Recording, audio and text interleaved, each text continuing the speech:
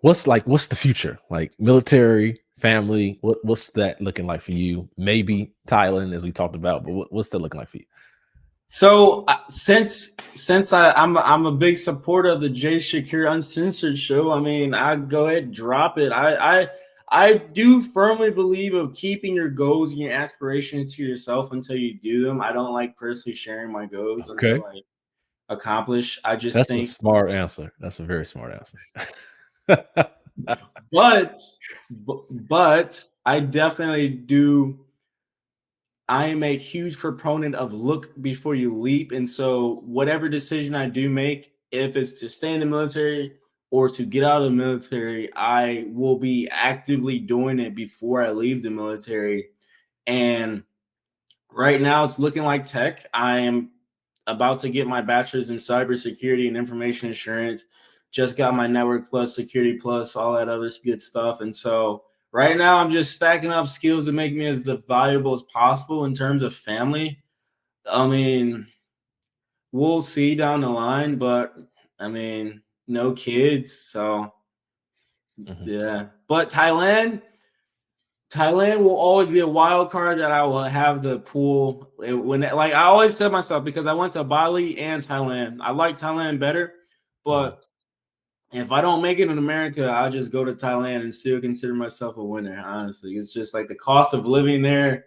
If you want to live like a king, you will definitely be able to comfortably over there.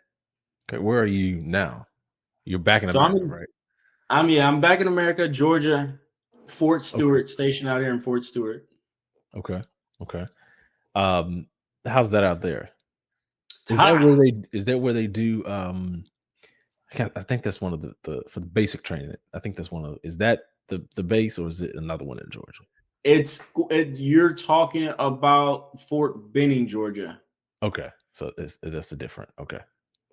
Yep, Gotcha. yep, yep. But Fort Stewart, I love it. I mean, it's it's a military town, you know what I'm saying? And once you Mhm. go to one military town, you've practically seen them all. I love the South. I love the South. The food's amazing. The hospitality, the just the overall culture. I mean, you and I both are from Illinois. I just hate the snow. So just You hate being the snow? I hate the snow. I What part of hate. Illinois are you from again? I don't know if you know where Waukegan's at or Zion. Oh, yeah, yeah, yeah. Of course. Okay. Okay. Okay. Yeah, yeah, no, I'm not. I don't. I like long game, long game. I'm not coming back to Illinois. I'm not gonna cap to you. I'm Is your family still there? yes, my mother, my brothers, yeah, my mom and my brothers. One is in Wisconsin, so yeah. I mean, I go up there to visit, but to stay, yeah, no, it's all. I'm down Atlanta area because I mean, a little bit about me. Most of my family is in Louisiana and Georgia, so Okay. we were kind of the outliers that migrated up north. And I don't know why we did that. We should have stayed back in good old South. I guess so. I'm from Chicago, and I'm glad you're not one of the people that from Waukegan but claim Chicago. Thank God. Oh, Oh, dude. those people drive me crazy, bro. Like they drive me nuts when they do that. They'd never even been to Chicago, and they're talking about where you from. Oh, I'm from Chicago. No, you're not. Anyway, um, I lost my train of thought. Oh yeah, so I just hate when people do that. But from Chicago, born and raised, West Side Chicago. Um, and then I left Chicago, went to DC um, for college. Stayed in DC for 5 years, 4 years of college, 1 year out of college, working. And then since I've gotten into doing my day job, TV news, uh, which our industry is struggling right now. But since I got into doing that full time, I've only been in the South. So I was in Louisiana in Shreveport, worked there, and then I was in Tennessee and Memphis. And now I'm back in the Midwest in Cincinnati, Ohio. And this was like my first real winter in like 4 or 5 years. And so it takes a bit of an adjustment, to get used to a Midwestern winter. I thought, people like, "Oh, you're from Chicago, you should be used to it." Yeah, no, no. No, no, no. Yeah. But I still like it. I still like it. Would I go back home to Chicago now at this point in my life? No, I'm kind of like you in the sense of I want to be away for a minute, but I think maybe one day I'll go back to the snow and the ice and all that stuff at some point. Um, we'll see. We'll see. Okay, so Georgia. Okay. What's your process, your creative process? Your videos are very, and that's how I found you. Your videos. What's that creative process like? They're very. It's a lot of work. It's probably like a second, depending on how consistently you want to do it. It can be a second job. I don't like boring essays. Can I cuss? Whatever you want to do. I don't like. I do not. I despise. I hate watching boring shit. Right. So I the high school that I went to was a project-based curriculum where you would develop PowerPoints, you would develop videos, you had to be creative in a sense. And so that kind of set the foundation for the style with the inspiration of Casey Neistat and that whole era of YouTubers. Because I love YouTube back then. I don't watch it now. I consider most of it brain rot now at the Really? state. Yeah, Really? at brain rot, my brother. It's going through like I think it's going through like a renaissance though. Like you had some. Brain rot. What do you mean by that? Like what do you mean by that? Brain rot. So before I continue my creative process, I'm not even, and this is as a creator myself, Mhm. I am 100% against social media. If I did not create, I would have zero social media. And it's just the mental, the mental side effects that social media, not only upon society, has caused for at the bottom line for what your attention to be what looked at ads for. That's all it is, just so you can look at more advertisements. They do Okay. not care about your physical well-being. They don't. And when I say they, I mean the companies, right? Mhm. And so you have children who are depressed, and this is just me going on a rant, but you have people who are self-diagnosing themselves because they've seen a TikTok video of somebody else rambling on who doesn't even know how to prescribe themselves, who isn't a licensed therapist, who just came up with these thoughts. But since social media is so unfiltered, anybody could be a somebody as long as you present yourself like a pig with lipstick on. As long as you present yourself in a certain way, Mhm. you are now a authoritative figure in your area of expertise. And so I don't like that aspect of it because you're teaching young minds that you are depressed or you are this, you have that. Like, no, just go outside. Like, you don't see kids playing outside a lot nowadays anymore. Everybody's cooped up in a room looking at a screen. And as a 23-year-old, I don't even like that. I try to be outside as much as possible. I try to have as little screen time as possible because they call them NPCs nowadays because you see people don't, and then you're a journalist as well. You see people don't even make their own opinions on matters anymore, and you see one celebrity say this, okay, now I'm on that bandwagon versus doing their own research. And that's a whole nother segue we could get into. But going on to the fact why I despise social media is it's just the very, very vague intent of, yeah, you get to connect people and you get to talk to people all over the world. Sure, that's fine, connecting people all over the world, sharing ideas, but like, you got 20-year-olds comparing themselves to some Instagram guru who has a Lamborghini he rented for a day. He's thinking he's not doing enough, and it's just like, yo, like, society, it's not in a good place, I feel as though. No, I think that's smart. Usually older people say that, but I agree with you. Like yeah, I agree with you. And I think there are certain and it's hard to police that, without this is America's without, the false. free speech type thing, um, or argument, but it literally is a problem. Like people don't go out anymore. People don't know how to talk to people. One thing that drives me crazy, and I'm a horrible texter. Anybody that knows me knows that. Like it's gonna take a minute for me to get back to you. Um, I'd rather you call me or whatever. But one thing I hate is people in the same room texting. Like we're sitting on opposite ends of the room and you're texting me. Just come talk to me, you know? Um, even at work, we're in the same TV station, same building, and you're texting me. Come to walk to my desk, come to my, stuff like that. And I think that's part of that whole culture of being online, being in front of the screen all the time.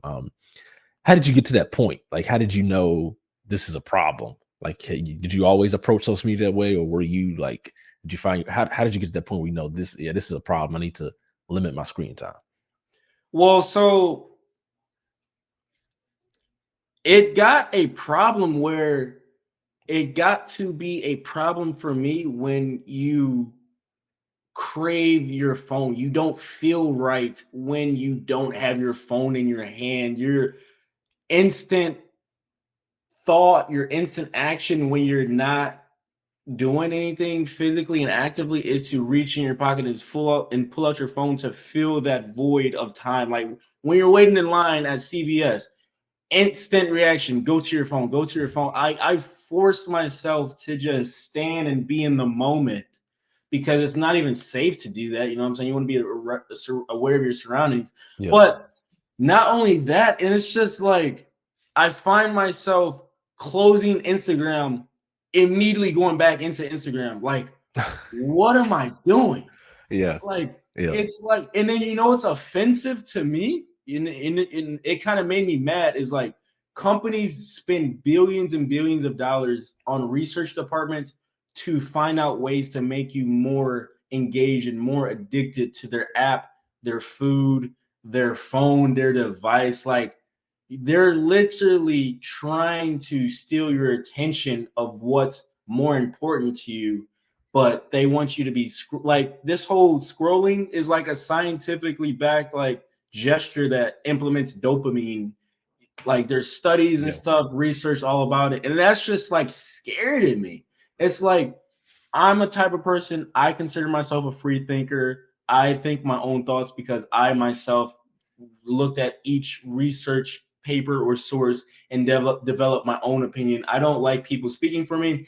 And on top of that, I like to be in control of myself. And so when I'm literally reaching for my phone, because one exercise that I've been doing is before I do something, I ask myself, why am I doing this? And so if I can't answer why am I picking up my phone? Oh, I'm going to text this person. I'm just picking up my phone to pick up my phone. I'm not going to do that. And so if you extrapolate that, if you look at that at a larger lens at people who aren't cognizant of that, you Mhm. get whereas you see nowadays the kids, they don't know how to socialize, which makes it way easier for me. Every opportunity that I've gotten in life is based off of my social skills. I love talking to people in person. I love getting to connect with you. I recommend everybody to read the book How to Win Friends or How to Gain Friends and Win Influence, something like that by I forgot his name, but Mhm. it sucks for them, but it makes it easier for people like me who knows how to personally interact. I know how to talk to somebody in person, and I know how to convey myself in a way that we feel as though that we've known each other for a year, but this is our first interaction. And so the last point that I'll say before we can go on to continue the conversation is that when I was in Korea, the party scene is wild, right? And you've probably been into a club scene where you could go into a section, right? Mhm. And what shocked me the most is like everybody's just in their phones in a section when when they paid to be in a place to be dancing and having fun.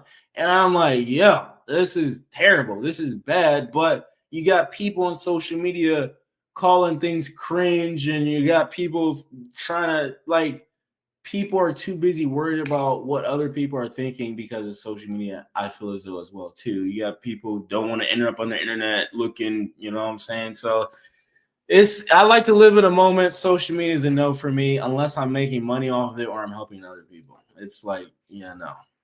Gotcha. And that the creativity, that the making money, creativity, your process. Um, but for your videos and YouTube, essentially content creation, you said you wouldn't even be a part of the whole social media stratosphere. So what's your creative process? So my creative process, how can I make the most engaging, entertaining, educational video possible? And so we as creators, because you're a creator yourself, we are our hardest critics. So I literally watch my videos 1,000 times, not 1,000, but it feels like it. Yeah. And I watch it back like, where I watch this? Because like if I watch a video and I don't think it's good and I don't think it's interactive or engaging enough, you're not going to watch that video. And so I don't go in with the attitude of, oh, I put this out there, watch it. You guys are entitled, or I'm entitled for you guys to watch it. No, I literally just I don't watch movies or mainstream TV anymore, but I watch my main creators. I don't even watch YouTube anymore, so I can't even say that now. But when I used to watch Casey Neistat, Sneeko, all these other creatives,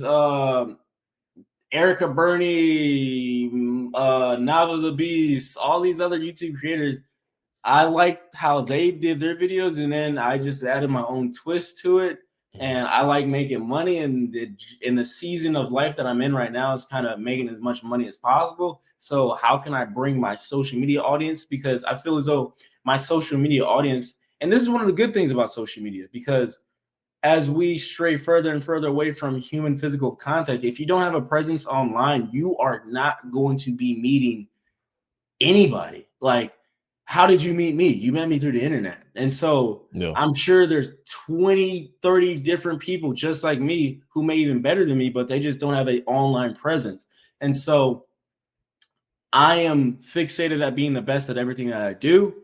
And when you are fixated on the best, you attract the best. And so that's one of the that's one of the beauties of social media, is that you attract what you put out. It's literally like the law of attraction right in front of your face. It's pretty dope. Thank y'all for listening to All Things Jay Shakur, be it Jay Shakur Uncensored, my long form talk, interview podcast, or the weekly brief where I bring you the news, not just the stories you know, but the stories you need to know. Thank y'all for listening. Thank y'all for tuning in. Please like, subscribe, and share to this YouTube channel if you're watching on YouTube, or if you're watching or listening on Spotify or anywhere you get your podcasts, Apple Podcasts, wherever you get your podcasts. Please subscribe, share this with others. Thank y'all for watching.